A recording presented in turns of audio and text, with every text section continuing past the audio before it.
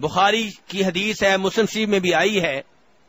آپ سب نے ایک واقعہ سنا ہوگا، میں واقعے کی تفصیل میں نہیں جاؤں گا، میں صرف اس سے مسئلہ اخذ کرنا چاہوں گا. آپ نے سنا ہوگا کہ جناب عائشہ رضی اللہ تعالی عنہا ایک دفعہ ایک سفر میں تھیں. نبی علیہ الصلوۃ والسلام نے ایک جگہ پڑاؤ ڈالا، سب لوگوں نے آرام کیا. پھر آپ نے قافلے کی روانگی کا اعلان کر دیا، قافلہ روانہ ہو گیا، لیکن جناب عائشہ وہیں رہ گئیں. کیوں وہیں رہ گئی تھیں؟ کیوں رہ گئی تھیں جی؟ ہار تو گم ہو گیا تھا، لیکن کیا ہار اتنا قیمتی تھا کہ انہوں نے قافلہ ہار کی خاطر چھوڑ دیا؟ اگر ان کو پتا چل جاتا کہ قافلہ جانے والا ہے، روانہ ہو رہا ہے، تو کیا پھر بھی وہ ہار تلاش کرتی رہتی؟ نہیں. قضائے حاجت کے لیے گئیں، ہار گم ہوا، ہار تلاش کرتی رہی، لیکن یہ پتا نہیں چل سکا کہ قافلہ روانہ ہو رہا ہے. واپس آئیں تو قافلہ جو تھا روانہ ہو چکا تھا، اور جناب عائشہ رضی اللہ عنہا کو اس سفر میں کس شکل میں لے جایا جا رہا تھا؟ کار میں بٹھاتے تھے کہ کسی اور گاڑی میں؟ کس میں بٹھاتے تھے؟ اونٹنی پہ. کس انداز میں اونٹنی میں بٹھاتے تھے جی؟ ہودج میں، جسے آپ آسانی کے لیے کہہ لیں کہ جیسے کئی لوگوں نے دیکھی ہوگی بچپن میں ڈولی کی طرح کی چیز آپ سمجھ لیں. ڈولی کی طرح کی چیز جسے عربی میں ہودج کہتے ہیں، اس میں جناب عائشہ کو بٹھا کر صحابہ کرام اونٹنی کے اوپر لاد دیتے تھے، بٹھا دیتے تھے. اب ہودج کو اوپر رکھنے والے کون تھے؟ صحابہ کرام تھے نا. صحابہ کرام کی ولایت میں کسی کو شک ہو جی؟ جناب عائشہ کی ولایت میں کسی کو شک ہو؟ قافلہ روانہ ہو گیا. پہلی بات تو یہ ہے کہ جناب عائشہ ولی ہیں، ولی کو ہار نہیں مل رہا. لوگ کہتے ہیں ہمارے ولی جو ہیں ان کو سوئی تک نظر آ جاتی ہے اور دور سے نظر آ جاتی ہے، جناب عائشہ کو ہار نہیں مل رہا. اور دوسری بات یہ دیکھیں کہ قافلہ روانہ ہو گیا، اللہ کی ولی کو معلوم نہیں ہے کہ قافلہ روانہ ہو رہا ہے. تیسرے نمبر پہ ان صحابہ کرام کو دیکھیں، 4-5 ولی مل کے ان کا ہودج اٹھا کے اونٹنی کے اوپر رکھتے ہیں، اور جناب عائشہ کو کا ہودج اونٹنی کے اوپر رکھ دیا گیا. وہ ڈولی سی اونٹنی کے اوپر رکھ دی گئی، انہیں پتہ نہیں چل سکا کہ ڈولی کے اندر، ہودج کے اندر جناب عائشہ موجود نہیں ہے. اور آج گلی محلے کا ہر ولی غیب جانتا ہے. آج گلی محلے کا ہر ولی غیب جانتا ہے، میرے گھر کی باتیں جانتا ہے. اور وہ اللہ کے عظیم ولی جن کی ولایت میں شک و شبہ نہیں ہے، وہ نہیں جانتے. کتنی عجیب بات ہے.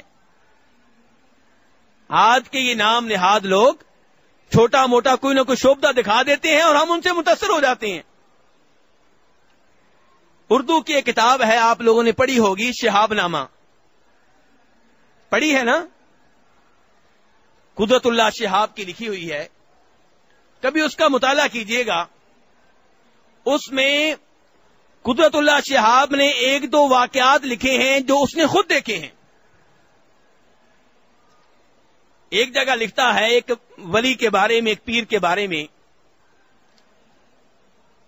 کہتا ہے کہ لوگ اس کے پاس دور دور سے آتے تھے تعویذ لینے کے لیے، خصوصاً وہ عورتیں جن کے پاس اولاد نہیں ہوتی تھی.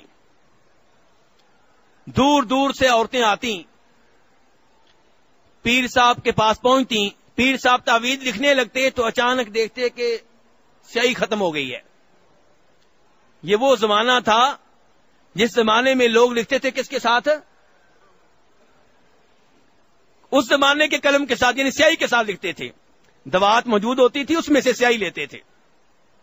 پیر صاحب لکھنے لگے تو پتا چلا کہ سیاہی ختم ہو گئی ہے.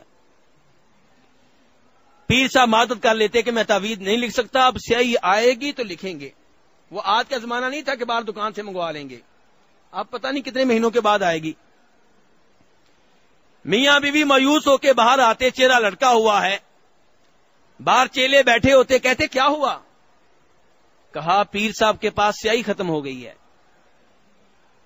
چیلا کہتا کوئی مسئلہ نہیں ہے, بیگم کا زیور اتار کے میرے حوالے کر دو, پیر صاحب سیاہی کے بغیر بھی لکھ سکتی ہیں, میں سفارش کروں گا. سفارش ہوتی اور پیر صاحب پھر جیب سے قلم نکالتے جو بغیر سیاہی کے لکھتا. یہی قلم جو آج کل عام ہے, اس زمانے میں کسی کسی کے پاس ہوتا تھا, پیروں کے پاس. پیسہ تو ان کے پاس ہوتا ہے نا, ایسے شعبدوں کی ضرورت رہتی ہے, منگوا لیتے ہیں, جو نیا شعبدہ ہوتا ہے وہ حاصل کر لیتے ہیں. ایک اور پیر صاحب کے بارے میں اس نے لکھا ہے کہ ان کے بارے میں مشہور تھا کہ وہ رات کو ذکر کی مجلس قائم کرتے ہیں تو اچانک ان کے پیٹ سے نور نکلتا ہے. جیسے آج کل کئی لوگوں کو کرنٹ پڑتا ہے تو ایسے ہی نور نکلتا ہے. تو راز کیا تھا اصل میں؟ راز یہ ہے کہ اس زمانے میں نئی نئی آئی تھی یہ ٹارچ, عام لوگوں کے پاس نہیں تھی, پیر صاحب کے پاس تھی. ذکر کرتے کرتے اچانک بٹن دبا دیتے, لوگ کہتے لو جی نور نکل رہا ہے. تو میرے بھائی کہنے کا مطلب یہ ہے کہ جناب عائشہ رضی اللہ تعالی عنہا قافلے سے پیچھے رہ گئیں. اللہ کی ولیہ کو معلوم نہیں ہو سکا کہ قافلہ جو ہے روانہ ہو رہا ہے.